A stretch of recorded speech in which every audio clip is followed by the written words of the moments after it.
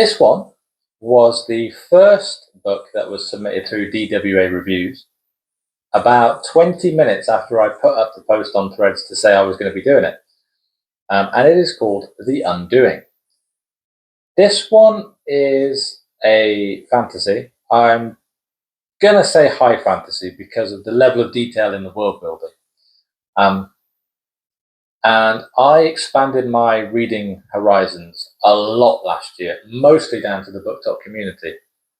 And I'm reading more fantasy now than I've ever read. And that's all down to you guys. So as soon as I saw this one was the first one in, I was like, yep, I'm going to read that before the new year. And I did. The story is following Hadassah, who is the last descendant of a dying human line. We open the story where she's looking for treasure, and she shouldn't be, and her father calls her back, and it's very quickly flipped on its head when they come under attack and her father dies, and she is forced to flee the only home she's ever known and finds herself in a very brutal world that she's been kept apart from, which only sees humans as basically no better than the dirt on the bottom of your shoe. They are very much treated as bacteria, if you want to go like that. She comes across, first of all, a harbinger that her father has left to protect her. He is created solely to protect her. That is his only task from the moment he is, well, thrust into the world to his dying breath. That's all he will ever know, is to protect Hadassah. They come across a beastman, and he is a rabbit. Yes, I said rabbit. A rabbit man, if you will, who is accompanied by the most beautiful woman Hadassah has ever seen, and people literally bend their knees in front of her and worship her. She is that beautiful. And a very formidable man who is basically walking muscle. And the group of them, they encounter the Vortigern family. Rabbit man, he works as a general for the Vortigerns. They have their own internal struggles. One of them is half human and therefore is treated as the lesser of the family. There are grudges, there are hidden histories. Everybody has an insatiable hunger for power, and so there are mind games going on, there are power plays going on, politics going on. And the crux of the story essentially is, while all of these beastmen, these rabbit, they are literally rabbit creatures, are going about their business, which is actually the villain? Is it the beastmen who are warring, or is it the humans? Because both have shown, masses of cruelty and violence. And Hadassah is having to confront that question and say, which one is worse? Which one is the cause of all this?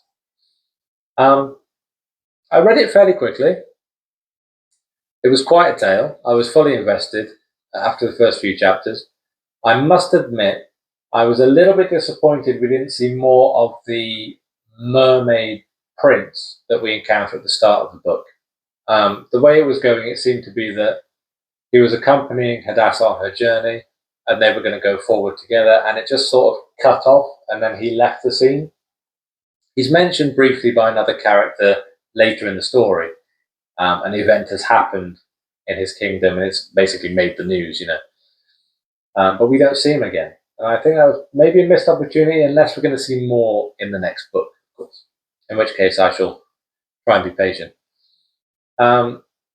It felt like a twisted and warped version of Alice in Wonderland to a point. Hadassah sort of stepping into Alice's shoes, and then all of the literal rabbit people running around, populating the towns and cities. That's the vibe that it sort of gave. There are, though, very heavy themes throughout the book, notably racism, xenophobia, but also really important questions around who the truly evil people are, and a few home truths for Hadassah, who gradually begins to not only get stronger in herself, but also more willing to take action that perhaps she wouldn't have taken at the start of the book. It takes a darker twist than you may expect it to take.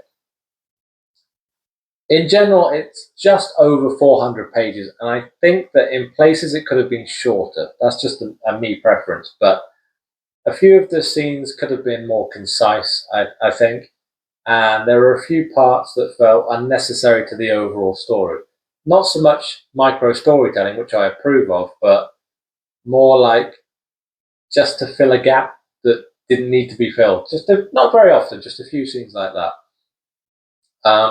But the final line of the book confirms that there will be a sequel, and I really look forward to seeing how it plays out. So if you haven't checked it out, go check it out.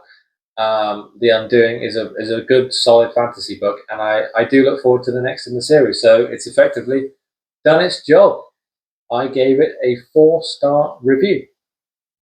So if you would like to see your book reviewed on here with all this shizzle in the background, go to the link in the bio, fill in the form, and we might see you in the next one.